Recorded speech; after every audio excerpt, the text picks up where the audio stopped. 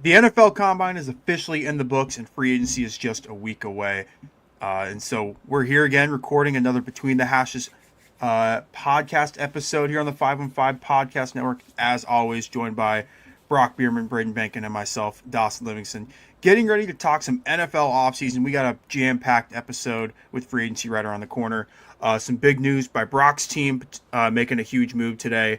We had some franchise tag stuff as well. And then, as always, we'll close off the episode with some NFL mock drafts by Braden and I. But, fellas, how are we doing? Not doing too bad. Like you said, Combine was last week. That was really interesting getting to see not as many guys as usual that feels like performing. It kind of only felt like the people that were like, all right, they're going to do well. They performed, and guess what? They did pretty well. But, of course, we will get into that later. Otherwise, yeah, I think the Niners made one move. It was re-signing their long snapper. So we'll see how free agency goes. Looking forward to that. But yeah, just get kind of in that. All right, Combine's done. Now it's free agency. The Cardinals made one move. They sure did. The big one. They ripped the hypothetical Band-Aid off, really, in terms of what's been the conversation of the organization for the past, I don't know how many, almost 3 years, really, pretty much since he signed the contract. Almost, I don't know. The news of Kyler Murray officially being, or he will be officially released by the Arizona Cardinals was made today. We're recording here on Tuesday, March 3rd, and March Madness usually is more about college basketball, but I expected the Cardinals to move on. I didn't expect them to full on release him. That's the thing that kind of struck me in terms of like shockingness of this headline. That I think Dawson, you said before we started recording, you wanted to lead the show off with. Yeah, this is going to be the first thing we touch on this episode, just because it's the most recent out of all the stuff that was on our docket for today. Kyler Murray is officially cut from the Arizona Cardinals. I think the Cardinals will. He had a $52 million cap hit on the books this year. I think they still have. They have to pay quite a bit of that this year, and maybe I think it's next year they're off the hook for only like $8 or $9 million that they have to pay him. But he is no longer going to be their starter. A new era in Arizona is going to happen this offseason. A lot of rumors now that Kyler is not on the team anymore, of the Cardinals potentially looking at quarterback either via free agency, via draft. What do you guys think is next for the Arizona Cardinals? Do you think they try to acquire a quarterback via the draft? Do you think they try to acquire the quarterback via free agency? Where are you guys thinking right now? Brock, this is all you, man. This is your domain. The thing that's so weird about this team is I really don't know. I don't even think they know. I think they're like, okay, let's get through this first step of getting finally pulling the trigger on moving on from Kyler. And now they're like, okay, now what? And the contract is gonna bite. It's really gonna that's gonna hurt for sure in terms of being able to build this team and go in whatever direction that they're wanting to go in. The draft this year is probably not an option in terms of the picks that they have. Maybe they can make a move or a package that would move them not up, because they have the third pick, and I don't think they're going to trade up to just go get Fernando Mendoza. But maybe they can make a trade or something like that to maybe get a later first round. I don't know, quarterback in the draft where they can give a chance to, and if it fails, they can just go get another guy the next year. Or if they're going to go in the free agency, my mindset or my thoughts lean more towards free agency, because I do think they see where this team is at currently in terms of offensive star power with McBride, whether or not Harrison Jr. is going to be anything. as well as the receiving core as a whole. I felt like showed a lot of strides last season, even though they weren't able to get as many wins, obviously. So it's one of those where it's like I don't think they can take that shot at a unproven rookie quarterback. I think they may need to go in the free agency route, which leads pretty much to one guy and one guy only, and Malik Willis, really, because you're not going to go after Aaron Rodgers, you're not going to go after Russell Wilson, you're not going to go after some of the other guys that are just kind of career backups at this point. So Malik Willis is probably going to get offered a contract with Arizona. They probably will, because out of desperation, offer a good contract for him, really, in terms of probably what other teams may offer him. Who knows if he actually wants that job, but if it's not him, I really don't know who they go with. At this point, if it's not him, I'd almost go with Jacoby Brissett for another year and see what next season brings for the draft pool, because media will make it seem like the draft pool is pretty good next year in terms of certain names, but also who knows what free agency or the trade market may look like. So if it's not Malik Willis, I am, as a Cardinals fan, on the boat of just kind of riding it out with Brissett for another season. You don't think Aaron Rodgers is the answer? Long term, no. Not even short term? No. I think we should just move on. Okay. Braden, where do you think the Cardinals are going to acquire their next quarterback? I mean, Malik Willis makes sense, right? He's kind of just the easiest available option. He's in free agency. You can go offer him a 2 or 3 year deal, probably about, I don't know, 40 something million dollars to be like, hey, go do something at quarterback. But there is also the case, you just hired a new head coach who's like 30 years old, offensive minded head coach. He is going to want his magnum opus, it feels like. And not that Ty Simpson is necessarily a magnum opus, but I feel like Ty Simpson is is he a first round talent? Maybe not right now. But quarterback at the end of the day just gets drafted highly. I could see Ty Simpson going in the first round. I could see Arizona putting together, like going to New York, I would say, like, hey, because kind of they're still on the roster until first day of free agency. Be like, hey, 34 and Kyler Murray, maybe a couple more picks, 16. You take a shot at a quarterback at 16. You still have pick 3 to put some more talent around him. You have other picks in the draft to be able to put even more talent. I feel like if it's not Malik Willis, it feels like a trade up for Ty Simpson.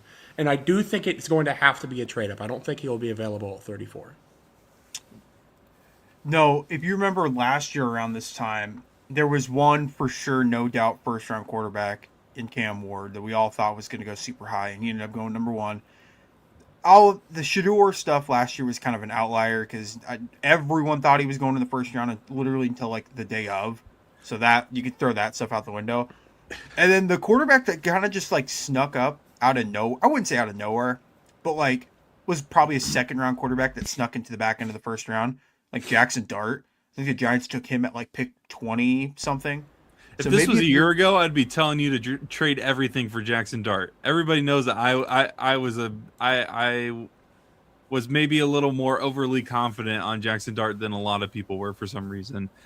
And I wish this would have happened last year. So I didn't mean to interrupt you, dude.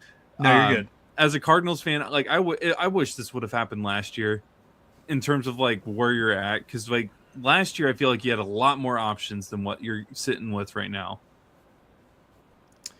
Yeah, that's kind of the vibe I get if they wanted to go like that draft route, because there's not, outside of Simpson, who would even, Braden, you know a lot of like the draft and stuff.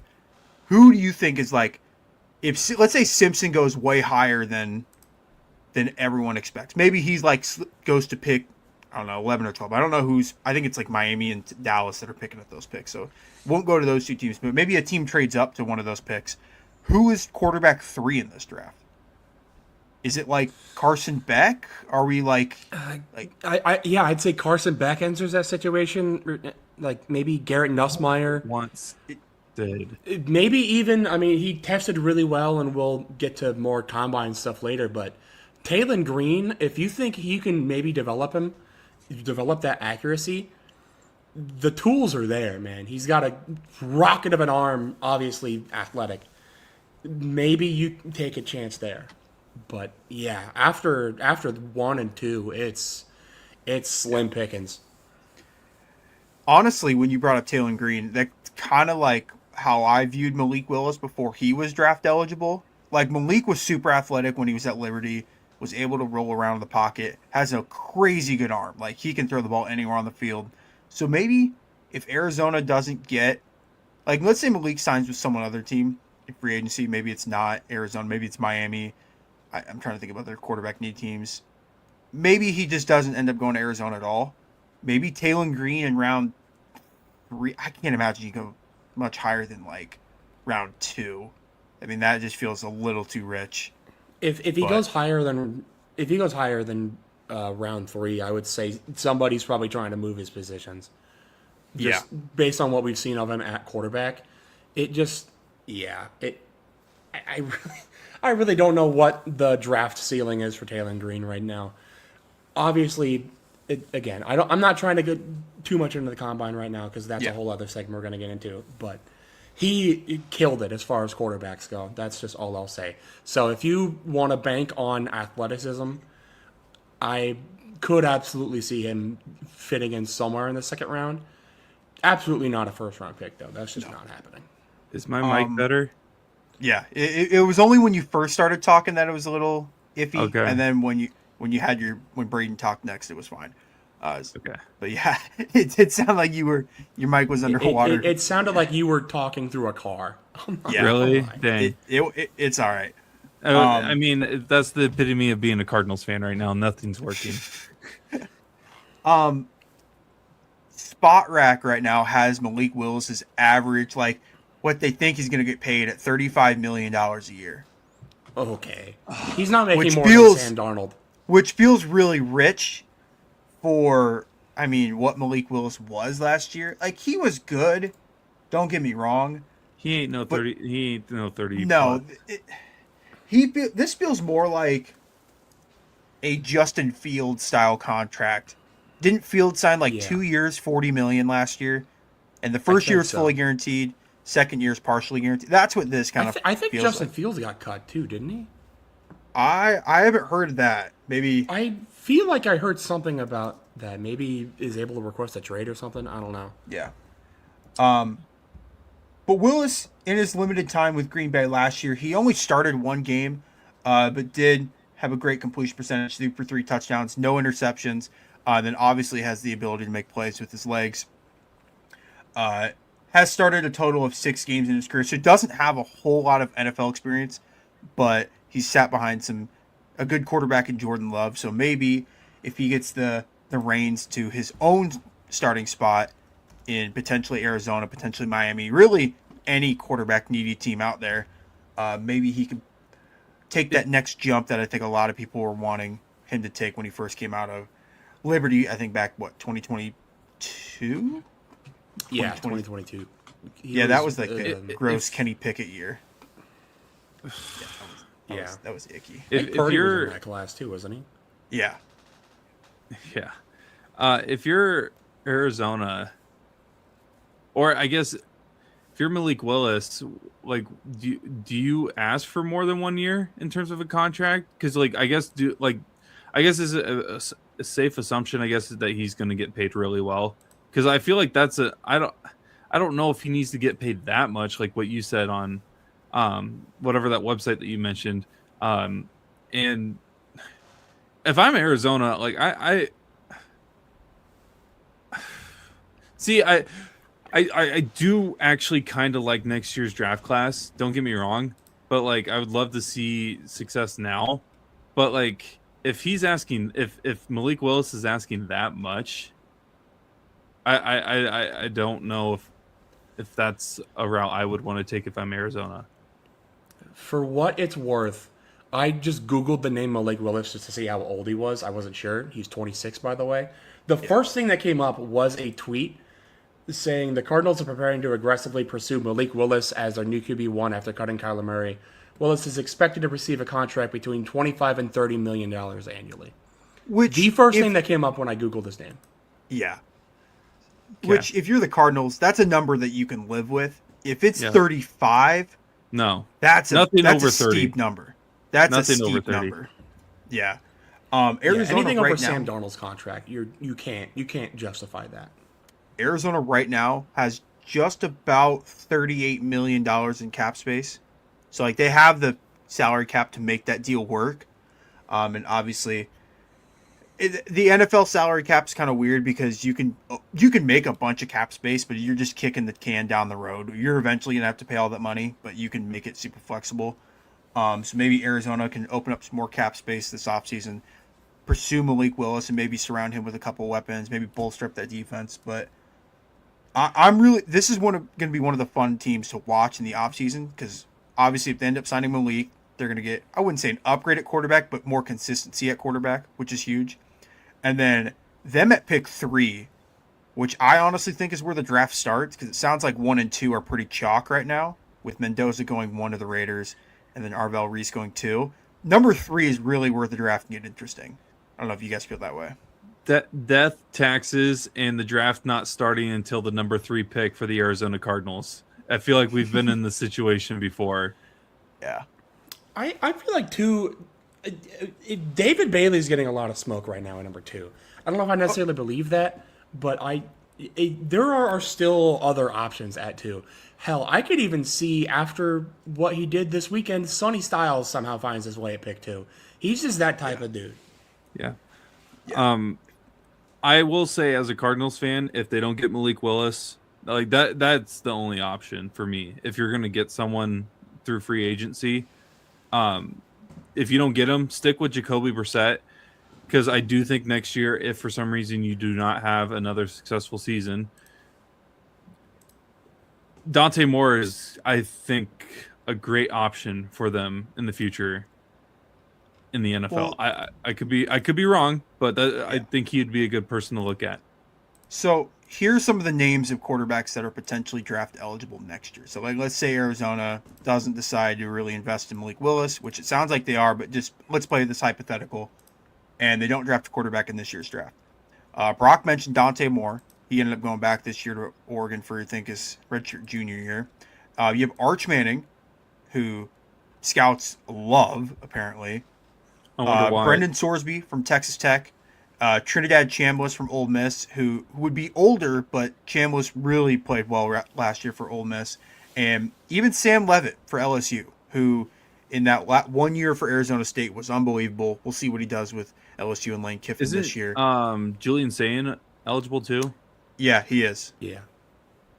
So Okay. you have like probably 3 or 4 good options at quarterback. I know we say this every year that the next quarterback class is always going to be really good. Heck, we all thought this year's quarterback class was going to be good, and then we realized Drew Allen stinks.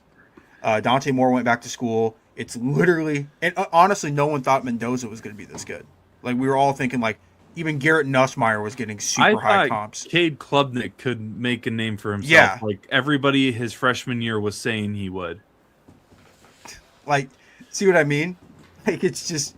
It kind of feels like everybody out of like Clemson this class peaked as a freshman. Yep. Yeah. Like there's 3 or 4 guys in this class that bill fits.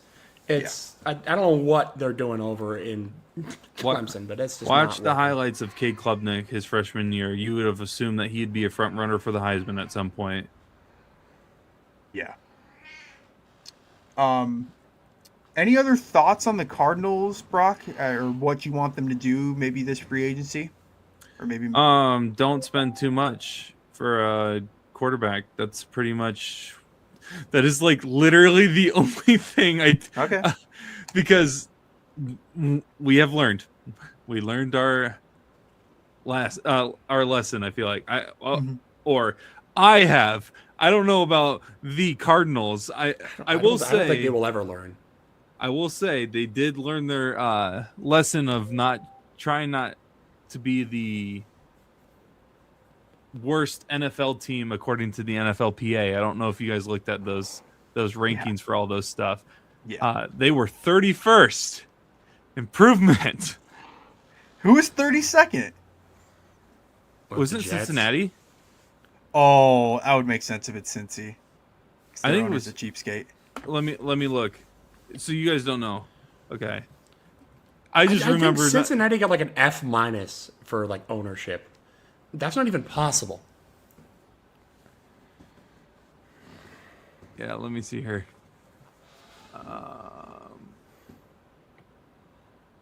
I can't find it. Shoot. Okay. I don't know if it actually got released. I think it got leaked. I found an article on ESPN. Please stop chewing on the wires. Hold on. We got to command. I have to this. reprimand my cat. Oh yeah, She's being Cincinnati had an invasive. F-. They had an A- in coach. Why did this just take me to LinkedIn? The Steelers? Where's What? Oh, they got The a new coach though. The That could- Steelers are ranked 32nd, Brock. There you go.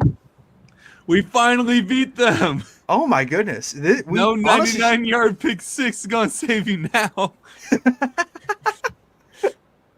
Oh man. Dude, some of these grades for Pittsburgh are terrible.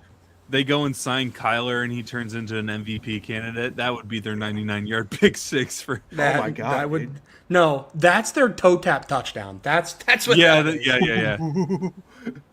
Yeah. Oh man. Oh, Oh my God. I don't even want to imagine Kyler playing for that organization with that coach, and all of a sudden he's a good player. Or not all of a sudden, he's a good player. He just hits that next level. Yeah.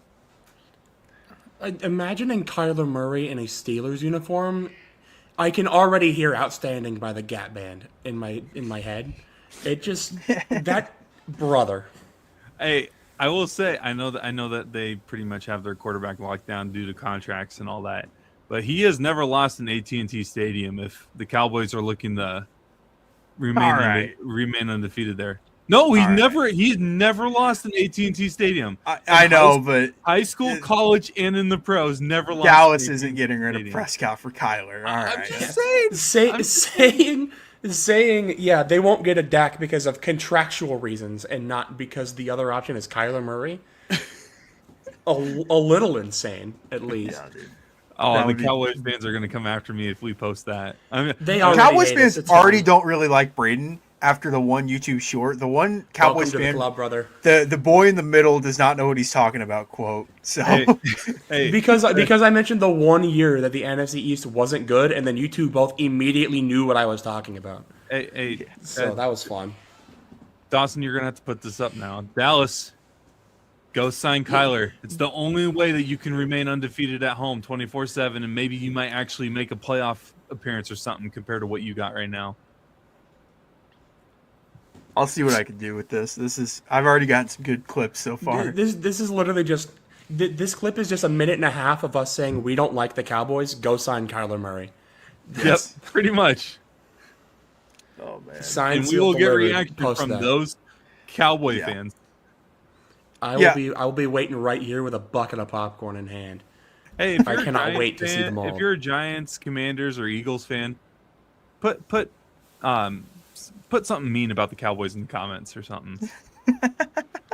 Oh man. Tread lightly, Eagles fans. Keep it. Yeah. You're not exactly safe here either. Yeah, I guess. Yeah, Eagles fans. You're Giants close and to Commanders Cowboys fans, territory. the four of you that there are, you feel welcome. And now we Welcome have aboard. upset the entire division. Oh, Listen, gosh. how many more divisions are there? NFC South, I Seven think I more. have an immunity card on based on that one, but I can upset as many fan bases as I please. Oh my goodness. If you guys enjoy like shorter form content, we've been posting like clips, shorts, like on like Instagram, TikTok, and YouTube Shorts. I've been posting shorter like clips of our podcast on YouTube as well. If you don't have the attention span for an hour plus podcast, sometimes because Don't blame you. yeah, I was gonna say I struggle with that too. So I've been putting those out there. I've been trying to keep daily, but we'll see if that continues. But yeah, be sure to subscribe to the YouTube channel if you want more content like that. You like that? You like that? Then you can get more Arizona Cardinals content from us three. Um, that will probably wrap up the Cardinals. Gosh darn it. That will wrap up the Cardinals content in this episode. That's 23 more minutes of Cardinals content that we've talked the entire season, but that we spent this. I don't know. I episode. think if you added What up, was there to every talk about in the episode- regular season, though? There's actually stuff to talk about now. Jacoby Brissett's NFL record-setting passing attempts record. You didn't one- even watch that game. Let's be Shut real. up. The one Cardinals running back that had a breakaway touchdown and dropped the ball before he crossed. Amari DiMarcado. I will never forget that. Oh, man, I bullied him so hard he left again. That's crazy. Yeah. No, it was that reference that Dawson made. That game, I have never been more that couple weeks span, because it wasn't just that one play of the Cardinals just being the Cardinals, was like the hardest time of being a sports fan it's ever been. Brock, you need a sweatshirt that says the Cardinals just be Cardinaling sometimes. That's all you need. Really, seriously, we're gonna have a merch line by the end of the year. You just make a sweatshirt that says, "You can't hurt me any worse than the Cardinals already have." You can't hurt me. I'm an Arizona Cardinals fan. Before we get into the combine talk, there was one trade, like main trade, that I want to talk about. If I can get the graphic finally pulled up here. Hold on. Oh yeah, I screw lost. me.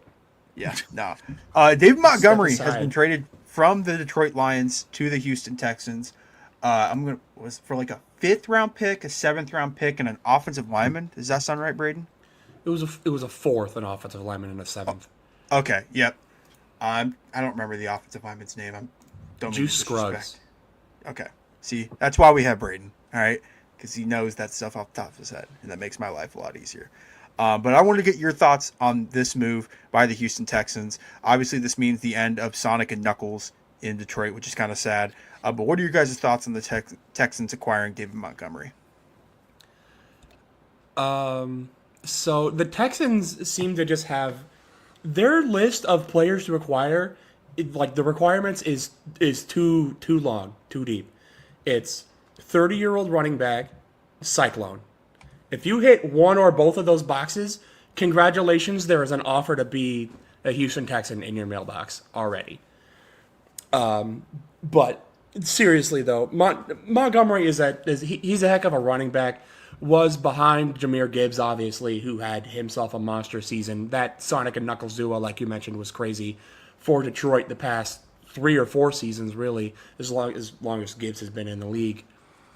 But yeah, I mean, I guess we don't really know if Mixon's going to be on that roster long term. Nick Chubb is somebody we don't know if they're going to be there long term. It's kind of just Montgomery and Woody Marks.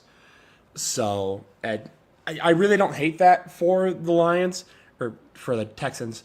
I don't really hate it for the Lions either, but I will say Montgomery going from the Lions offensive line to the Texans offensive line, and they lost Titus Howard and Juice Scruggs like the same day, 2 starters.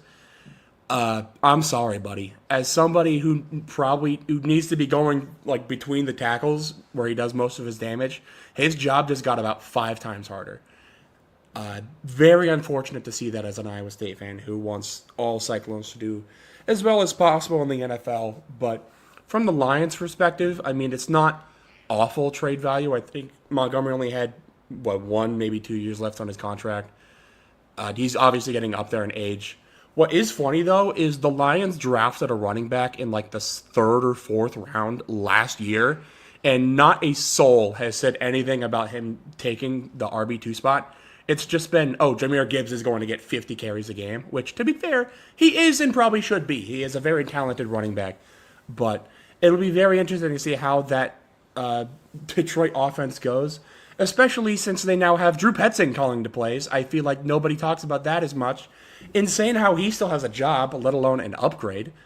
But, yeah, we'll see how this goes overall for both teams. I don't think there's a true winner or loser here. Actually, no, there is a loser. The loser of David Montgomery, because he has to run behind the Texans' offensive line. Another move that would have been great happening a year ago for me personally, because I was this close away from buying Texans Chiefs tickets, and I was like, nah, I'm not going to. If this trade would have been happening last offseason, I would have been purchasing tickets when they went on sale.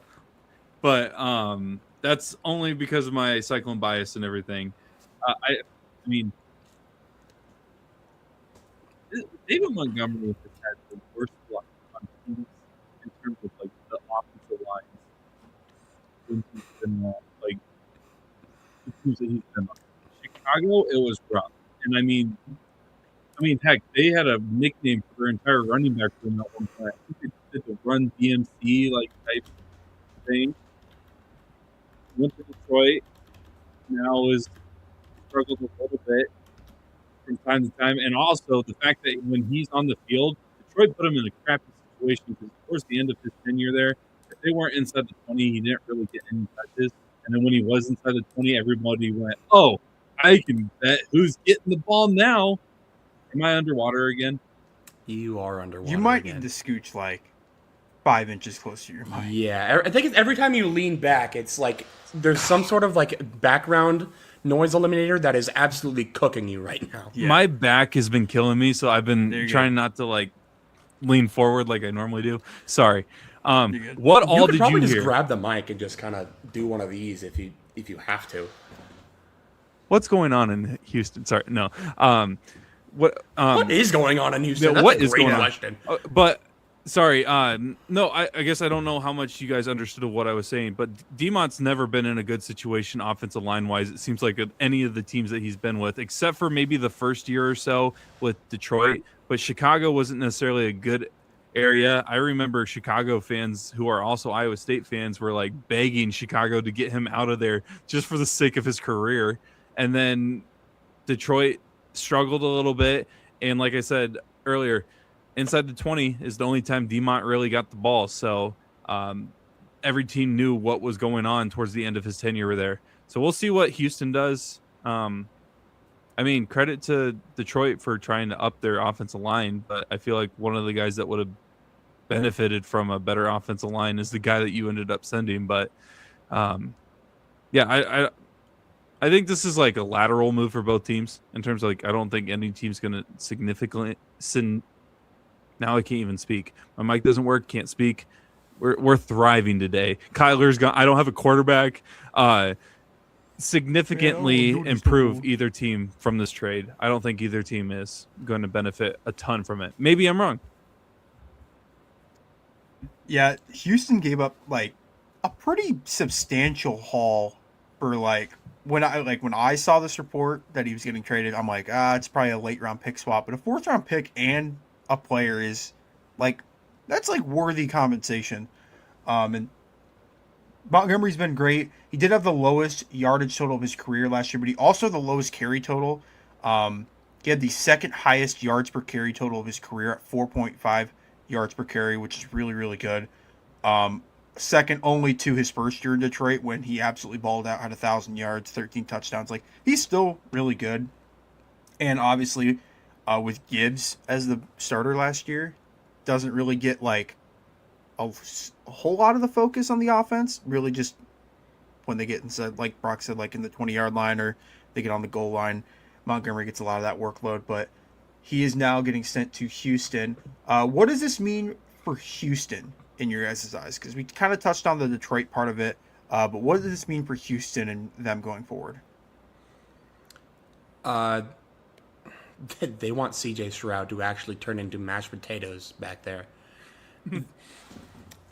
Maybe this is trying to take some more pressure off of him, trying to give a little bit more of pressure in the run game. But I'll give you a hint, Houston. You want to improve the run game? It's the same way you improve the pass game. Get some offensive linemen. Quit trading away any offensive. You already have bad offensive line starters. Why are you trading even the bad guys away? It kind of makes sense a little bit. Get rid of the bad, but then you don't replenish them with good. You replenish them with even worse. Like, I really don't know. Like, Montgomery, like I said, is talented, but he is talented when he has an offensive line to run behind. When he doesn't have an offensive line to run behind, he's going to have like 2.7 yards per carry, and everybody's going to call him washed. And it's going to make me mad. It already is. Already is making me mad. CJ Stroud about to look like who was the guy from Kansas State? Was it Gunnar Gundy when his hands were Oh, that was shaking. Oh, Oklahoma, the Oklahoma State guy. Yeah. Oklahoma State, sorry. Who did I say? Ohio You said State? Kansas State. Kansas State. Kansas State, sorry. He already looked like you. Did you see the playoffs, dude? He already looks like that. He's just Yeah. Dude, he was that New England game, dude, he was seeing ghosts. But the storyline in the playoffs isn't like they won against Pittsburgh, yeah, whatever. But he played bad in the Pittsburgh game, and then the New England game, Stroud just the story of the playoffs was how bad it was. This was one of the worst playoffs. Like we're like what 3 or 4 weeks removed from the Super Bowl. No and one cares. There's not like the one memorable play of the Super Bowl is the scoop and score for me. And that's like even then it's like okay, it just wasn't a very entertaining playoff run. I don't know if you guys agree, but The one play that plays in my mind is Bo Nix kneeling the ball, which resulted in his or was part of what resulted in his injury. yeah, that's gonna be a what if for Denver for a long time. Is what Especially if if he never bounces back from that. yeah, what if they never get back to that point, and the only reason they didn't go to the Super Bowl, because I would assume had they had Bo in that AFC title game, they probably would have beat New England. Oh yeah. Man, that could be some crazy history if they don't end up getting back there. But I think they will eventually. They're a good team. Yeah. Any other thoughts or news on the Montgomery trade before we get into the combine? Nope. All right. NFL Combine was last week. I think the on-field testing was like Wednesday to Sunday or maybe Thursday to Sunday, which is kind of like the reason a lot of people watch the Combine. Not really so much like the interviews and all like the all that stuff. But a lot of people are mainly worried about bench press, 40, the shuttle, all that stuff. Braden, I know you are keeping an eye on the Combine relatively close. Who are some guys in your eye that really rose their stock up? And then who are some guys that didn't really like bring their end of the deal, if that makes sense? Yeah. So I will say, called my shot again this year. Monroe Freeling killed it in the combine. Ran pretty well. I think he had like a 4.9. Did pretty well. Did he do bench press? I'm not entirely sure. I didn't look on his profile. He did not do bench press, but like 4.9, 340, 33.5 inch vert and a 9.7 broad jump, 6'7", 315. Like production maybe wasn't entirely there, but he started at Georgia. That's pretty good. Has 34 3/4 inch arm length. We saw I feel like a lot of scouts are going to have a lot more of a close eye on that arm length this year, just after we saw Will Campbell get destroyed in the Super Bowl. So him having long enough arms absolutely is a big plus, and tested pretty well. I said he was going to perform well, and he did. So pat on the back from me. Some other guys that I think did really well. Really, the like entire safety class, other than Caleb Downs, was like incredible. They were just flying. Lorenzo Styles Jr., Sonny Styles' brother, 4.27. Dylan Thieneman, safety out of Oregon, 4.35. Like we had 5 safeties six run a 4.4 or under at safety. Like these boys were absolutely flying.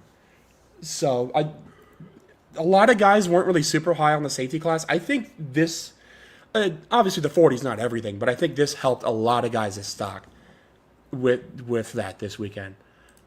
Taylon Green, I mentioned him earlier. Like I said, he broke the vertical jump record for quarterbacks by a whole 3 inches. Broke the 40-yard dash record by like a tenth of a second. Like 6'6", 227 pounds. Like, even if a team is like, listen, not the best arm in college, accuracy has a lot of questions, although he does have a lot of throw power. If a team is like, listen, man, 6'6", 227 pounds, running a 4.36, put that boy out wide and see what happens. Like that's the type of talent where you could put him anywhere on the field and he is going to make an impact. He will make some money at the next level. Another guy here, Sonny Styles. Ever heard of him? Was pretty easily linebacker number 1 in this class, other than Arvell Reese, whether you consider him an edge rusher or a linebacker. I don't know. I think he's more of an edge rusher. I had Sonny Styles as my linebacker number 1, and he cemented that. 4.46 40-yard dash, 43.5-inch vert, 4.26 on the 20-yard shuttle, 6'5", 244. They were comparing this guy to Megatron at the Combine. I think that's all you need to know. You get a Megatron comp, you're a dog. Another dog, Mike Washington Jr., running back out of Arkansas. 6'1", 223, ran a 4.33. 39-inch vert, 10.8 on the broad jump, a 1.5 10-yard split. If that reminds you of anybody, Darren McFadden, also out of Arkansas, similar height, weight. Obviously, Darren McFadden's production at Arkansas was a lot better than Mike Washington's, but athletically, very similar. I think that RB2 spot is very questionable right now. It's Love and then like everybody else. Mike Washington might have ran himself an RB2 this weekend. Jeff Caldwell, another guy. 6'5", 216 pounds, ran a 4.31. 42-inch vert. I think this guy was listed at 6'3" on Cincinnati's website. He came in 2 inches taller. Pretty long arms, pretty good size hands. He went from maybe a day 3 guy to somebody you might even take a chance on in round 3. Chris Brazzell Jr., kind of the same conversation. 6'4", ran a 4.37. Just freaks. Everybody that ran at the Combine was an absolute freak of nature. I think we had some of the most like opt-outs as far as the testing goes. So all the numbers are going to say that this is like the best class we've ever had athletically. It's because like 60% of the class didn't even test. So those are all of the, I think, good performers at the Combine. I wouldn't say there were any bad performers, but there were definitely some guys that lost a lot of stock this week. Spencer Fano, I think it is, the tackle out of Utah with shorter arms than Will Campbell. So, again, like, people are going to see that and be like, okay, is this a guy that we can draft in the top 10? Because, I mean, you look at Dawson, your mock draft last week, he was going 6th. I don't think he's going 6th now that we know that he has arms even shorter than Will Campbell. Did I have him going 6th? I think, unless I'm thinking of the wrong Utah offensive lineman. I get him and Caleb Lomu confused like a lot. Hold on, I'm being silly. Oh, I did. Wow, I didn't even remember that. All right. Yeah. I guess I don't know ball. Hey, the tape is there. I think tape-wise, he was one of the best offensive linemen in the draft. But those short arms are going to kill him. Otherwise, he did pretty well, ran pretty well. But again, the arms mean a lot on the edge. We saw him taking doing center drills at the Combine this week. So whether he ends up playing tackle or not, I do think he will have success at the NFL level. But if he wants to get drafted as a tackle, he's got a long way to go after that arm measurement. 2 other guys that kind of fell for the same trap. Ruben Bain, I mean, at this point, if you didn't hear about Ruben Bain's short arms, we've been talking about it for the last month and a half. It just got confirmed again. So we'll see what happens at his draft stock. Cassius Howell, I got to see what his arms actually ended up like measuring at, because it was like hilariously bad. 30 and a quarter inch arms. Arm length. That's like slot receiver arms. And this was somebody that very easily could have went at the back end of the first round. Now I need to go like get a tape measure and figure out how long my arms are. I need to see like comparable like me to NFL players. Maybe I can't be making the short arm T-Rex references if I have like tiny. Oh, I have short arms. That's kind of the thing is like we make these jokes about, oh, these guys have T-Rex arms. Oh, these guys are slow. These are professional athletes. They're doing more in like 2 seconds than I could ever possibly do in my entire life. Well, was it the Miami tackle that was like 6'9", 350 pounds? Chris ran like Bell, I think it was. Yeah, ran like a 5'3" 40 or 5'2" 40. And everyone's like, oh, dude, he ran really slow. Do you realize? He's 6'9", 360, dude. People need to realize the average person cannot run a 5'3" 40. The average person probably can run 6-second 40. Yeah, I'd probably say around like 5'8" to 6. We're gonna on average. I'm gonna chat GPT this while you keep talking, but yeah. But anyway, I don't even remember where we were. Cassius Howell, Yeah. 30 and a quarter inch arms, was somebody that I thought could have went either early day 2 or like in the late 20s, early 30s.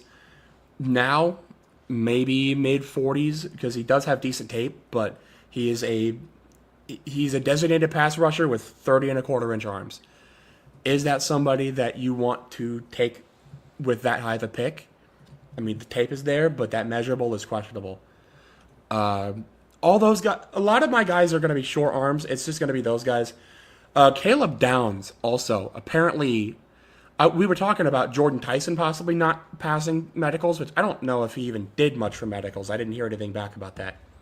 But Caleb Downs apparently, out of some teams, had reportedly a partially torn meniscus and also possibly degenerative ACL issues, which this time last year we had Will Johnson going in the top 10. He ended up falling to 44 because of that. Do I think Caleb Downs is going to fall to 44? No. He is still an uber talented player in a class with very few actual blue chip guys. I do still think he gets drafted in the first round, but his stock is going to fall a lot for that unless he can go back and have it be if he goes back and ends up proving that it was nothing or a misread or whatever, it's fine. But yeah, that could definitely drop him for sure. ChatGPT says the average 40-yard dash time for the average man is between 5 seconds and 5.5 seconds. I do not believe that in the slightest. No. Where's their data? That is skewed. Okay, is that the average man as in the average that has been recorded, or the average as in the average Joe? Because that is being pulled. That has to be pulled heavily. It says the average 40-yard dash time for a regular, non-trained adult is typically, for men, 5 seconds to 5.5 seconds. For women, 5.5 seconds to 6.5 seconds. Put the American diet on into consideration. Yeah, I was gonna say this is considering the average guy is I don't know, 5'8". They all have little arms. 170. How about at 6'9", 360 something pounds? Okay, I'll look this It's going to be a lot more difficult to move the rock there. These people are not regular people. These are freakazoid, just built in a lab to inflict maximum damage upon their opponent. The level of build we're talking about here. Yeah. ChatGPT's really thinking on this one. It's really cooking something up here. It's not sure. Says a 6-second 40-yard dash. So he ran 0.7 of a second faster, going back to Bell, the tackle for Miami. He ran 0.7 of a second or 0.8 of a second faster than what he was supposed to. That's insanely impressive. Sorry, I didn't need to change the subject on that, but no. Those are really good players that you mentioned, Braden. Another guy that I think just his draft stock just, I wouldn't say rose, but solidified was Jeremiah Love. Ran a 4.36, which is crazy impressive at the running back position. Mm-hmm. People were questioning Carnell Tate's speed. He ran a 4.51 or 4.52, and they're now people are this isn't wide receiver one. The 40-yard dash should not be the reason you draft someone. It's the reason the Chiefs drafted Xavier Worthy, in my opinion, and that has failed thus far. It's the reason the Bengals drafted John Ross. That's the reason why it failed. Go look at the receivers that ran a 4.5 40-yard dash. It's Justin Jefferson, Amon-Ra St. Brown. These are... The speed is not everything at the wide receiver position. Does it help? Obviously, but it is not at all what you should be drafting your wide receiver one on. Look at a guy like Jarvis Landry. He notoriously had one of the slowest 40s time for a wide receiver of all time. He ran a 4.8. Yeah, and he was a legit NFL wide receiver one for how many years with Miami and Cleveland? So, not all that necessarily matters. Brock, did you watch much, if any, of the Combine? I didn't really watch much of it. That's why I had Braden mainly take over this segment for us. I saw some highlights or whatever, but Busy at work this week, and then I Yeah. I got to celebrate a 4-year-old's birthday There you on go. Saturday. So, which I mean, now looking at it back, I'd rather do that than watch Iowa State play basketball on Saturday too. So it was.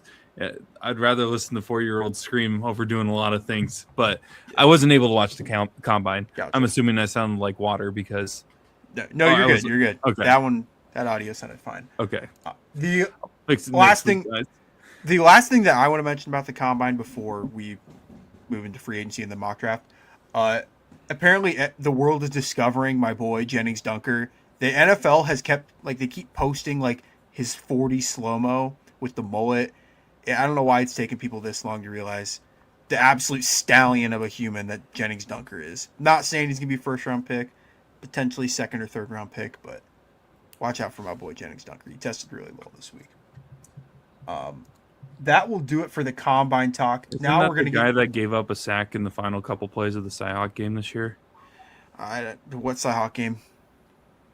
You No, know, the second nah. game, second year in a Nah. row, Kyle hit Nah, from 54. Which one?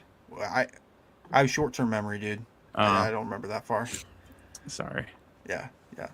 So doesn't ring a bell. Now we're That's gonna how get Arizona is with their head coaches. Sorry. True. Now we're going to get into some free agency. I have a list of the top 10 players ranked by NFL.com, the free agents that are available. And I want to get your guys' opinions on potentially where some of these players could go and where do you see their best fit being.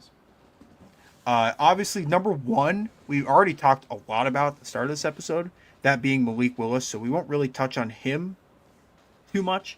But number two on the list of top 10 is the edge rusher Jalen Phillips of the Philadelphia Eagles. Where do you guys see Jalen Phillips potentially going? I mean, it kind of feels like just the stereotypical edge spots. Like Ravens would obviously be really fun. Bills, even if he re-signs with the Eagles, I think that could be a good fit. Yeah. Yeah. I have a list of salary cap, for how much salary cap each team has. The top 5 teams with the most salary cap go as followed. Tennessee has the most at 90 million. Washington has 86 million.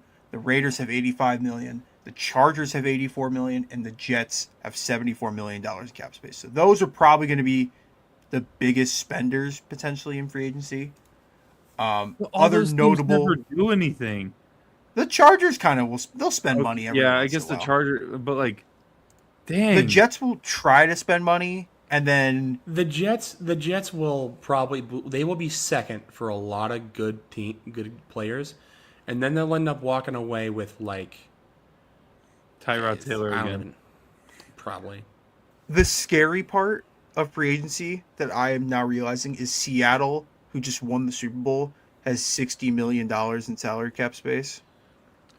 Yeah, because they are losing a lot of. They are of losing a guys. lot of players, but they have $60 million. The Rams have $42 million who are in the NFC.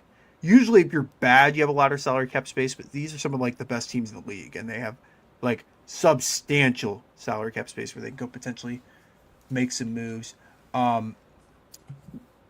Another guy in the top 10 is a guy we also talked a lot about, Kyler Murray. Where do you see Murray potentially going as his next spot for quarterback? We just mentioned the Jets. The Jets? Is that it? The Jets, the Dolphins. I like Minnesota. I think that makes a lot of sense because it sounds I like don't Minnesota. feel like Minnesota is willing to admit that they made a mistake drafting J.J. McCarthy and made 2 mistakes by keeping J.J. McCarthy. I And then think paying Kyler. so. I think they are, and my logic behind it is they already fired the GM, and that was the old GM's pick. So maybe whoever steps in, I don't know if the Vikings have hired someone yet. Maybe whoever steps in is all right, this failed. We must get a new guy. And Kyler with that offense could be a lot of fun.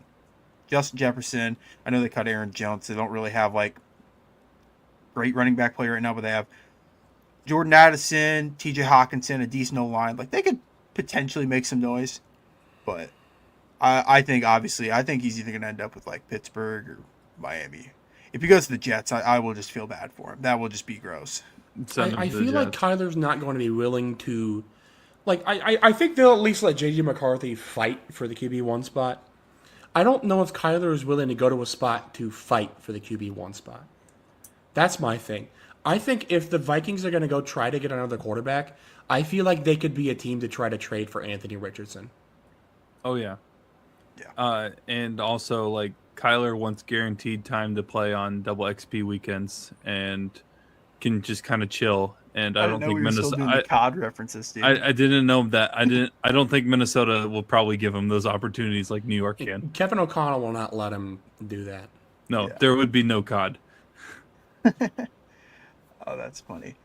It'd be like that video of D'Angelo Russell grabbing the guy's phone in that Foot Locker commercial after the scandal and just throwing it out the window. What do you mean grab the guy's phone? Grab Ben Simmons' phone? The guy. No, he doesn't get referenced as a name. Okay, that's fine. He's the guy. Get drafted to Philadelphia and ended up getting hated by Philadelphia more than the NBA fans that hate Philadelphia. Yeah. Dude, ESPN needs to do a 30 for 30 on that man. Just that whole era. The man who refused to shoot. That Hawks series. I know this is more football podcast, but like this needs to be addressed. That 2021 Hawks series. Whatever we want podcast, dude. Yeah. The 2021 Hawks series, when he passed up that wide open layup and gave it to Matisse Thybulle because he just knew he would miss the free throws in Game 7. Dude. He didn't even want to take a layup. It was over like Trae Young. Wasn't it? Like that. He could have just yammed that thing. I can't find it. 6'10", and would not dunk the ball over Trae Young. Notoriously one of the worst defenders in the NBA. He's played okay for the Clippers. I'll be right back. All right. Keep talking though. I'll be right back. Okay. Brock on his like fourth side mission of the episode. Sorry, I sometimes think I have ADHD. I don't know if we need to think, buddy. Some other notable, like, we'll stick with the offensive side of the ball because that's more of an interesting talking point. There are some talent at the running back position in this free agency class. Obviously, Kenneth Walker, who was just Super Bowl MVP, is going to be a highly touted running back. Probably the prized pick at running back for any NFL team this offseason. Braden, where do you think Kenneth Walker ends up? I mean, I feel like the layup answer is the Chiefs, and it would be a match made in heaven, but it's a match that I simply cannot see that front office doing. Because it seems like whatever they wanted, whatever like the right thing to do to help Mahomes and that offense, they just don't want to do it. Yeah. We were kind of talking about this last night, but what's going to happen for the Chiefs is they're going to sign like Kenneth Gainwell, and Dawson's going to go cry in a corner. That's what's going to happen. I said this to Braden last night. I said, you know what? Sunday night, I'm going to see a tweet that says the Chiefs are aggressively pursuing a signing for Kenneth Walker. I'm going to go like super happy. I'm going to be like, oh my God, we got the running back position solved. I'm going to wake up on Monday and be like, oh, the Chiefs have signed Kenneth Gainwell to a 2-year, $12 million deal. Like, that's what's going to end up happening. I'm going to get my hopes up for Kenneth Walker, and it's going to be the other Kenneth Gainwell. And then by midseason, the meme of, oh my God, they killed Kenny because the Chiefs offensive line won't give him any time to run the ball will be a meme all over the world. I don't think that was the O-line's issue. That was, we had a blind man at running back and a 300-pounder at running back, all right? When Clyde Edwards, whoa, that was bad. That was a stroke. When Clyde Edwards, what? when he disappeared off the face of the earth, just to be reminded that, hey, Earth, I am struggling today. When he disappeared, and then everybody was reminded that he was still on the Chiefs roster this year. Like, I don't think it was just one blind man running the ball. I don't know. I think it may be blind man running the organization. I don't know. Yeah. I don't know. I mean that in jokes. By the way, I found the man's jersey. Oh, that's what he was talking for. No way. I'm telling you, I have the most absurd college basketball jersey collection of all time. From like DHgate or something. Yeah, I was gonna say I know that sucker was $25 off DHgate. Oh, it was way cheaper than that. $8.99. Can't even get a Subway sandwich for that anymore. I think I got that right around the same time I got this one. Oh, there you go. See, I got lore. I just got college basketball from the 2010s. That's all I have. That's up there with my like JaVale McGee Warriors jersey from back in the day. That's great. The fact that Nothing- that's even a thing. Nothing will ever beat Braden's Celtics Gordon Hayward / Ray Allen jersey. That is big. That is the best one. There are 4 jerseys I think of my jersey collection. It's the Bonanza.com Gordon Hayward jersey. It's the JaVale McGee. It's the Scottie Pippen. Don't you have and like a it's the Manute Kelly Bol? Oubre. Don't you have a Manute Bol one? I had it for I wore it like once, and I haven't worn it since. I don't even know if I still have it or not. Gotcha. That's fire though. The Kenneth Walker. That's my it's lord. my favorite football. jersey Kemba. of all time. The thing though is I've worn it so much and it's white and summers, so it's kind of like it's shown. It's seasoned. Getting a little bit of a patina to it. Yeah. Brock, we were talking about Kenneth Walker. Where do you think Kenneth Walker could Resigns with the potentially? Seahawks.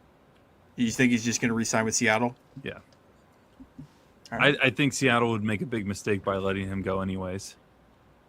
I think they would have to try. I think teams are going to have to try real hard to pull him away. I don't. Yeah. Maybe he isn't loyal to the Seahawks. I feel like all signs point towards that, but Yeah. I got a couple more players that I want to talk about. Like I said, mainly on the offensive side of the ball. Probably the best or maybe the second best receiver in this free agency class is Mike Evans.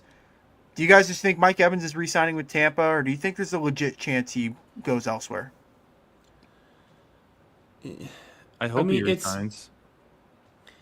Imagining Mike Evans not on the Bucs is like trying to imagine Keenan Allen on the Bears.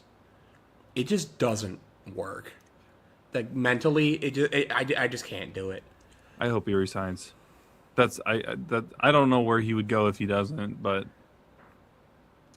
I could see a team like Buffalo just like that overpaying. makes it worse. Just because Buffalo, outside of Shakir, like they don't like Keon Coleman anymore. They just I don't know what they did, what Keon did to that I think organization. he's still on the right. What's insane is everything they said about that man. He's still employed by the Buffalo Bills. I just saw a tweet of what Brandon Beane said. It's like, oh man, we really think Keon's going to do well this year. And after all the last 3 months, it's like, hey, he gets a DNP because of just the team hating him, or I don't know. You saying Mike Evans on the Bills, like I had like an image of Dwight Howard in a Lakers jersey just flash up, and it's Which time? the first one, not the second one, the Or first. the third one? No, third time he was we're with the Are you Lakers? talking. thinking D12 or D39? Oh, D39 is nasty. D39, the second time when he was with the Lakers and they won the championship, he was actually good. That like Russell Westbrook, Carmelo Anthony nastiness team they had in 2021. The unction? Yeah, Dude, that was gross. Gross. Nasty basketball. But that's how it will feel to see Mike Evans in pretty much any other jersey. Yeah. I don't disagree, but I think he's going to resign, but it was at least worth to bring up. I saw a tweet from there's a guy that does Colin Cowherd's show. It's the other guy. I don't remember his name, but he's like, oh, Mike Evans needs to leave so he can win a Super Bowl for the first time because he hasn't had one. It's like, are we forgetting a very key This is year? who we're letting run Legacy Media, by the way. Yeah. Are we forgetting that he kind of won a Super Bowl with Tom Brady back in 2020? Kinda. He had another 1,000-yard season. I know. Like, that. Like, I get if you're in the sports media, you make a slip up every once in a while. It's difficult to remember a lot of information like that, but that's a pretty easy one to remember. Only like, I get to make mistakes like that multiple times an episode. He tweeted it. You can delete the tweet and be like, hey, I had a oops. My bad. At least doubled down. You know what? I give the respect to the guy. He owned up to it. He's just like, I'm just going to leave this out there. Mike Evans, he's like, how do you know he's won a Super Bowl? it could have been fake news. I'm not gonna lie, I didn't even know that Colin Cowherd still had a show. Yeah, it wasn't Coward that said it. It was like his co-host or whatever. Shout on out the to the fake ID of college football. That's not Iowa anymore. If you know I Colin know. Coward, I think he switched it to Wisconsin or Colorado. I think it's Colorado. It's Now that- Colorado. But anywho, the last guy that I want to bring up that could potentially be interesting to see where he kind of goes. Tight end Isaiah Likely of the Baltimore Ravens. Where do you think a guy like Isaiah Likely could end up? Denver could be really fun. Yeah, I could see like the Eagles. the Evan if- Ingram experiment hasn't really worked with Denver. No. So yeah, that makes a lot of sense. I think the Eagles, if Dallas Goedert is kind of just too old and injured. Yeah. Although likely he's coming off of a major injury himself, so we'll see. Did he follow the offensive coordinator? He Good. could. He That absolutely could could. be interesting. The Oh, Dolphins but- feels like Is Kinda just Njoku feels like a still move. with the Browns though? And Joku's a free agent too. That's another Okay. tight end that's going to be available. So This maybe he does offseason. sign with the Browns. Maybe likely. signs I mean, with they the have Fannin. Oh, Yeah. yeah. So- That's true. I think the Chargers make a lot of sense Yeah. The Chargers do make a lot of sense. because who was their starting tight end last year? Oronde Gadsden. Okay, he was good, but if you really want to solidify that like tight end room, maybe bring in a Oronde guy like Gadsden that. was good. Likely is better. Yeah, It kind of depends on how much money he's going to demand. yeah. That's the key with a lot of these guys is you could see like I don't know. I have a list of 100 free agents in front of me. I'm not going to go through them all, obviously, but like you can make sense for every single free agent to go to like half the league, but it's all purely financial reasons why they won't. If he's willing to sign for a decent contract with the Chargers, then yeah, it could make a lot of sense and potentially work out well for both parties. That's really it for free agency talk. My goal is to have us reacting to the first day or two of free agency signings next week, which will be a lot of fun. I think the legal tampering window opens Monday at noon, so that's when teams can talk to players like they haven't been the last 3 weeks already, which is kind of cool. And then the official league year starts next Wednesday, which I don't know when this episode will be out, but it could be a week from when this This will drops. probably be out on Wednesday. Yeah, so probably a week from when this episode comes out. So be ready to look for that. And as we always in the off season to close out this episode, we are going to be doing mock draft 3.0, which is oh, there we go. I might Is have that to not keep. copyrighted? We're an hour and 8 minutes in. If We'll YouTube find finds a out, copy, I guess. They ain't worried about hour 1 minute 8 second 7 of Yeah. of this podcast. but we are going to get into NFL mock draft 3.0. Lot of movement from mock draft 1.0 already, which was out 2 weeks ago. But Braden, I'm going to let you have the floor on mock draft 3.0. Fernando Mendoza, number 1. Next. Arvel Reese at number 2. Somebody, I didn't mention him on my combine winners just because he's already, was going to be a top 4 pick. But, yeah, I mean, he ran well. He's a beast. He will, whether he ends up playing off ball, on ball, a little bit of both, wherever he ends up playing football will be, he will be a demon wherever he ends up playing. At number 3, we're going to have a little bit of fun today. Let's say they don't go Francis Noah out of Miami. Let's say they don't end up getting a free agent running back. Jeremiah Love is a good enough talent in a class where he is heads, shoulders, and probably even his whole torso above the next best running back. Why not just take a shot? Be like, hey, give me something to have this offense feel something, especially now that they don't have Kyler Murray. Yeah, I think this could. I think it's more likely than it may seem off the bat. So kind of just hear me out with that one. Number 4, I have David Bailey out of Texas Tech going to the Titans. A lot of these guys, my talking points are the same as they've always had been. I'm going to go a little bit faster here. Maybe a bit more of a designated pass rusher at the NFL level, but he's going to be a really good designated pass rusher. At number 5, I have Francis Maui Noah out of Miami, going to the Giants. They just need something on the offensive line. Jermaine Illuminor is going to free agency.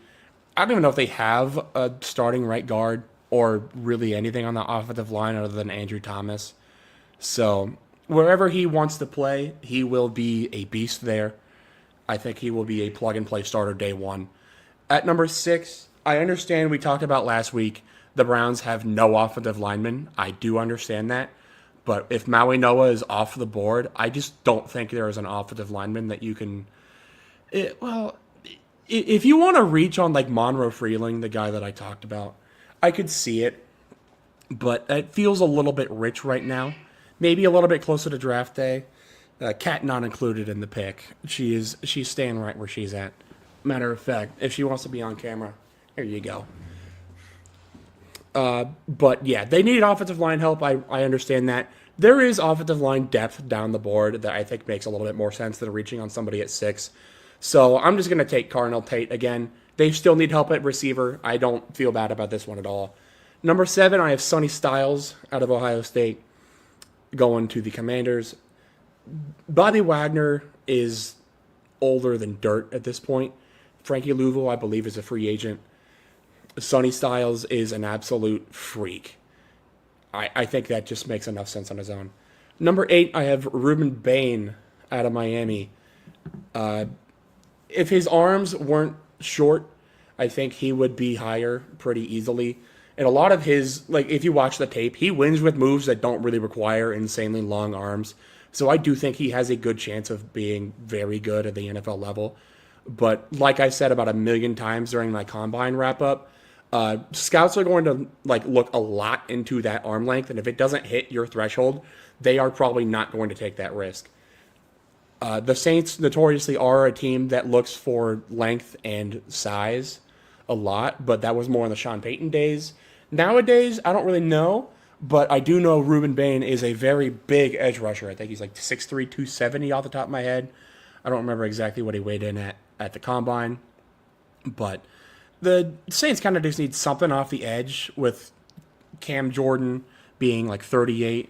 Carl Granderson, I think, maybe has a couple years left. I'm not sure, but I could definitely see him being an instant impact starter as well. At number 9, I have Mekhi Lemon out of USC. I guess maybe there were... I don't even know if this is a real tweet or not. I may be getting sent held right now. But I think I saw a couple reports saying that Mekhi Lemon didn't interview well with some teams. I'm not entirely sure. If that's so, that just solidifies me even more on Mekhi Lemon becoming a Chief, because that just kind of seems like their type. He also is just a really good receiver, so this just makes sense to me. And before Dawson punches me through the screen, I'm going to go ahead and move on to my next pick, Mansour Delane. I think you know exactly what I mean by that. And Mansour Delane out of LSU.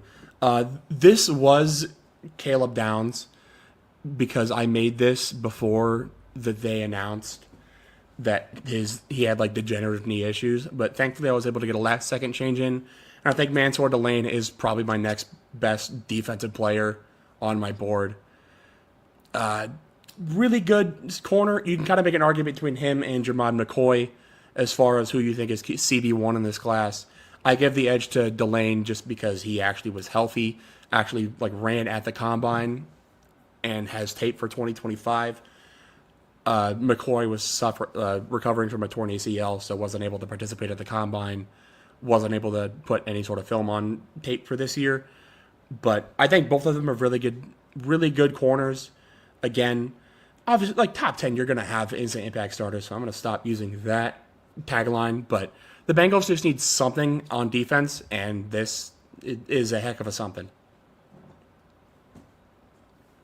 This random stray that I caught right there was crazy, but I guess I'll you know I'm not wrong.